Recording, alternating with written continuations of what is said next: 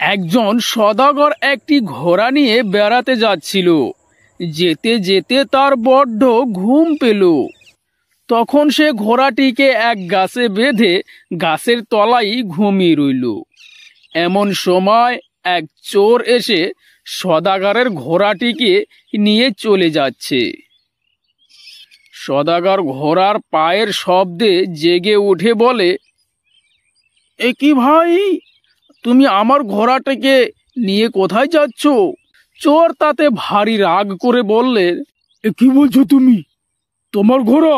তোমার আবার ঘোড়া কোনটা হলো? শুনে সদাগর আশ্চর্য হয়ে বলে, সে কি কথা? তুমি আমার ঘোড়া নিয়ে চলে যাচ্ছ, আবার আমাকে বলছো কোনটা তোমার ঘোড়া? দুষ্ট চোর তখন মুখ ভার করে বলে, খবরদার খবরদার, তুমি আমার ঘোড়াকে তোমার ঘোড়া বলবে না। এ কি, আমি আমার ঘর থেকে ঘোড়াটাকে নিয়ে আসলাম, এখন তুমি বলছো এটা আমার ঘোড়া? বটে, এটা তো আমার ওই গাছের ছানা, এক্ষুনি হলো। তুমি বুঝে শুনে কথা কও, নইলে বড় মুশকিল হবে। তখন সদাগর উপায় বুদ্ধি না পেয়ে রাজামশাইয়ের কাছে নালিশ করার জন্য চলে যায়। রাজামশাইয়ের কাছে গিয়ে বলে, মহারাজ, আমি গাছে আমার ঘোড়াটিকে বেঁধে ঘুমিয়েছিলাম, আর ওই বেটা এসে সেই ঘোড়াটিকে নিয়ে যাচ্ছিল। ঘোড়ার পায়ের শব্দ শুনে তখন আমার ঘুমটা ভেঙে যায়। তারপর আমি ওকে বলি এটা আমার ঘোড়া, কিন্তু ও বলছে ওটা নাকি ওর ঘোড়া। মহারাজ, এর কিছু একটা করুন মহারাজ। কিরে বেটা, তুই ওর ঘোড়াটিকে নিয়ে যাচ্ছিস কেন? দোহাই মহারাজ দোহাই, এটি কখনো ওর ঘোড়া নয়, এটি আমার গাছের ছানা। ছানাটি হতেই আমি তাকে নিয়ে যাচ্ছিলাম, আর ওই বেটা উঠে বলছে কিনা ওটা ওর ঘোড়া। সব মিথ্যে কথা মহারাজ, সব মিথ্যে কথা। তারপর রাজামশাই বলেন, এ তো ভারী অন্যায়। গাছের ছানা হলো, আর তুমি বলছো সেটা তোমার ঘোড়া। তুমি দেখছি বড্ড দুষ্ট, শীঘ্রই পালাও এখান থেকে। এই কথা বলে মহারাজ ঘোড়াটা চোরকে দিয়ে দিলেন। সদাগর বেচারা তখন মনের দুঃখে কাঁদতে কাঁদতে বাড়িতে ফিরছিল। খানিক দূরে গিয়ে এক শিয়ালের সাথে তার দেখা হয়ে যায়। শিয়াল তাকে কাঁদতে দেখে বলে, কি ভাই, তোমার মুখ এমন ভার দেখছি যে, কি হয়েছে? আর কি বলবো ভাই, সে কথা বলে কি হবে? আমার ঘোড়াটি চোরে নিয়ে গেছে। রাজা মশাইয়ের কাছে নালিশ করতে গেলাম, সেখানে চোর বলে কিনা সেটা তার গাছের ছানা। তা শুনে রাজামশাই ঘোড়াটি চোরকেই দিয়ে দিলেন। এই কথা শুনে শিয়াল বলে, আচ্ছা, এক কাজ করতে পারবে? সদাগরকে গিয়ে বলবে আমার একজন সাক্ষী আছে মহারাজ, আপনার বাড়িতে যদি কুকুর না থাকে তবে সেই সাক্ষীটিকে নিয়ে আসতে পারি। তখন সদাগর আবার সেই রাজামশাইয়ের বাড়িতে গিয়ে বললেন, মহারাজ, আমার একটি সাক্ষী আছে, কিন্তু আপনার বাড়ির কুকুরদের ভয়ে সে আসতে পারছে না। অনুগ্রহ করে যদি কুকুর তাড়িয়ে দেবার হুকুম দেন, তবে আমার সাক্ষীটিকে নিয়ে আসতে পারি মহারাজ।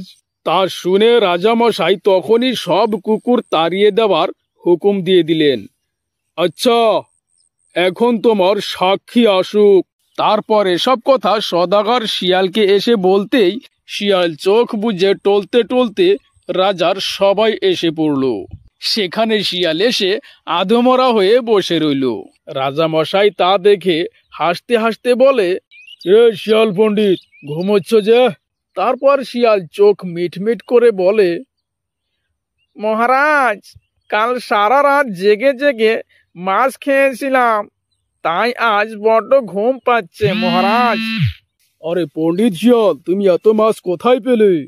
কি আর বলবো মহারাজ, কাল ঘুরতে ঘুরতে নদীর পাড়ে গিয়েছিলাম। সেখানে গিয়ে দেখি নদীর জলে ভয়ঙ্কর আগুন ধরেছে মহারাজ, ভয়ঙ্কর আগুন। সেই আগুনের তাপে সমস্ত মাছগুলি ডাঙাতে উঠে লাফালাফি করছে মহারাজ। তারপর আমরা সকলে মিলে সারা রাত মাছ খেলাম মহারাজ, সে মাছ কি খেয়ে শেষ করতে পারি? এ কথা শুনে রাজামশাই এমনই ভয়ানক হাসলেন যে আর একটু হলেই তিনি ফেটে যেতেন। শেষে অনেক কষ্টে হাসি থামিয়ে বলেন, এমন কথা তো কখনো শুনিনি, জলে আগুন লাগে, এ কি কখনো হয়? এসব পাগলের কথা পণ্ডিত, এসব পাগলের কথা। তুমি বোধহয় পাগল হয়ে গেছো। মহারাজ, ঘোড়া গাছের ছানা হয় এমন কথাও কি কখনো শুনেছেন? সে কথা যদি পাগলের কথা না হয় তবে আমার এ কথাটার কি দোষ হলো?